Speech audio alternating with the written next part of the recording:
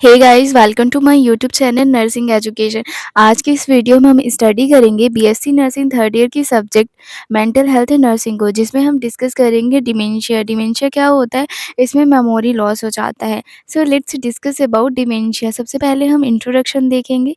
Dementia is a loss of mental skills that affects your daily life. It can cause problem with memory, thinking and planning. Usually dementia gets worse over time.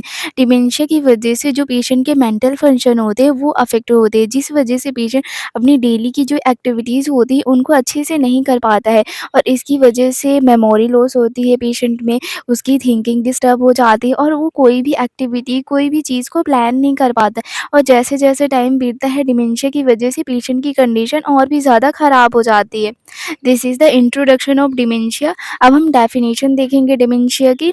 Dementia is defined as a progressive impairment of cognitive function occurring in a clear consciousness. Dementia की वजह से जो cognitive function होते हैं वो empire हो जाते हैं। कॉग्निटिव फंक्शन जैसे कि मेमोरी, जो मेमोरी होती है पेशेंट की उसका लॉस हो जाता है, स्पेशली जो रिसेंट की मेमोरी होती है। रिसेंट मतलब पिछले 24 आवर्स में पेशेंट ने जो भी किया होता है उसे याद नहीं रहता अच्छे से।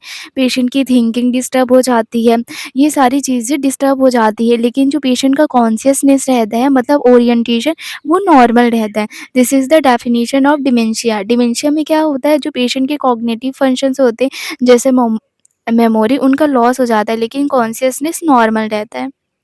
अब हम देखेंगे डिमेंशिया के कॉज है।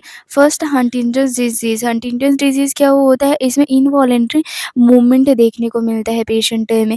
जिन पेशेंट को हंटिंगटन्स डिजीज़ रहता है उन्हें डिमेंशिया हो सकता है। डिप्रेशन, जिन्हें डिप्रेशन रहता है उन्हें भी डिमेंशिया हो सकता है। Alzheimer's disease. अल्जाइमर डिजीज़ क्या होता है? इसमें मेमोरी लॉस हो जाती है, स्पेशली जो रिसेंट मेमोरी रहती है, मतलब पिछले 24 आवर्स की जो मेमोरी रहती है वो लॉस हो जाती है, पेशेंट को याद नहीं रहती। Nutritional deficiency such as B6 से B12 and folate.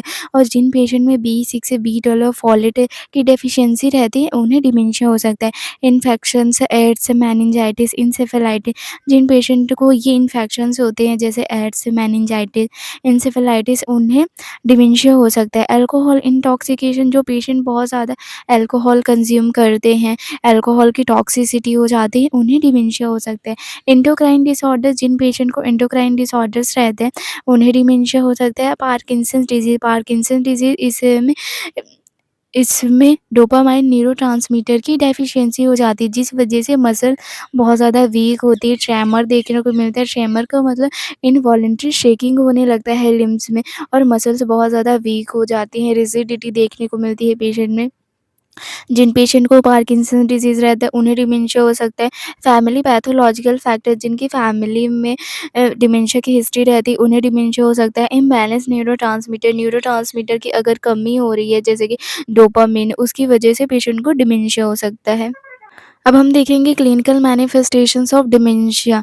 Loss of memory और मेमोरी इम्पेयरमेंट। पेशेंट की मेमोरी लॉस हो जाती है या फिर मेमोरी इम्पेयर हो जाती है, मतलब या तो पेशेंट को कुछ भी याद नहीं रहेगा, और अगर याद रहेगा तो अच्छे से याद नहीं रहेगा। पुअर जजमेंट, पेशेंट का जजमेंट भी पुअर हो जाता है। एप्रेक्सिया। एप्रेक्सिया का मतलब कि पेशेंट बैलेंस नहीं कर पाता है अपने पोस्चर का। वो जब चलता है, खड़ा रहता है तो लगता है गिर जाएगा, इस तरह का वो उसका पोस्चर इम्बैलेंस हो जाता है। एग्नोशिया। एग्नोशिया में पेशेंट के जो सेंसेस रहते हैं वो अच्छे से काम नहीं करते, इम्पेयर हो जाते हैं, जिसकी वजह से पेशेंट किसी भी चीज़ को रिकॉग्नाइज़ नहीं कर पाता, ना ही स्मेल को, किसी भी ऑब्जेक्ट को वह रिकॉग्नाइज़ नहीं कर पाता। एमनीसिया, इसमें मेमोरी लॉस हो जाती है। जो पास्ट की मेमोरी रहती है वो पेशेंट को याद नहीं रहती, लॉस हो जाती है पास्ट मेमोरी। एनोरेक्सिया, पेशेंट को भूख नहीं लगती। कन्फ्यूज़न, पेशेंट बहुत ज़्यादा कन्फ्यूज़्ड रहता है। एंग्जायटी होती है पेशेंट को। अल्टर्ड रिसेंट मेमोरी, और रिसेंट की जो मेमोरी रहती है वो अल्टर हो जाती है। इम्पेयर्ड कॉग्निटिव फंक्शन, और जो कॉग्निटिव फंक्शन रहते हैं जैसे मेमोरी, थिंकिंग, वो सभी इम्पेयर हो जाते हैं। डिल्यूज़न। डिल्यूज़न का मतलब होता है false and fix belief. Patient जो रहता है वो फॉल्स बिलीफ बना लेता है, गलत धारणाएँ बना लेता है। अब हम देखेंगे investigation of dementia. History collection, patient की कंप्लीट हिस्ट्री लेंगे इसमें। फिजिकल एग्जामिनेशन करेंगे पेशेंट का, head to toe physical examination करेंगे।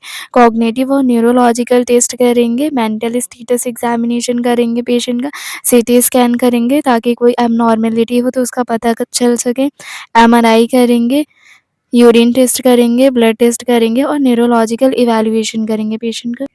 मैनेजमेंट, डिमेंशिया के मैनेजमेंट के लिए इसमें पेशेंट को मेडिकेशन देंगे, जैसे एंटीसाइकोटिक ड्रग्स में हैलोपेरिडोल देंगे, रिस्पेरिडोन देंगे, बेंजोडाइज़ेपिन और क्लोज़ापाइन देंगे पेशेंट को। विटामिन सप्लीमेंट्स में विटामिन ई देंगे, सोडियम वालप्रोएट देंगे पेशेंट को।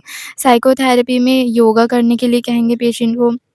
डीप ब्रीदिंग एक्सरसाइज के लिए कहेंगे पेशेंट को।